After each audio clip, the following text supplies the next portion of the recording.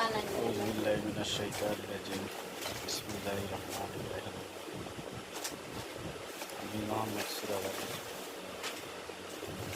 আমি পুরা কথাবার্তা কইতেছি, আপনারা মনোযোগ দিয়ে শুনবেন। এখন সমাজে বর্তমানে নেতৃত্বর বাড়াবাড়ি চলতেছে। আপনি এইটুক সেইটুক বা যে কোনোটুক, কিছু কিছু মানুষ আছে নেতৃত্বর কোনো কিছু চায় না। সে যদি এখান থেকে দূরে চলে যেতে চায় তাহলে মনে করে তার ভালো হবে। আর কিছু কিছু মানুষ আছে যে তার এইটার দরকার সেইটার দরকার, যেখানে যা আছে সব জায়গার সদস্য হতে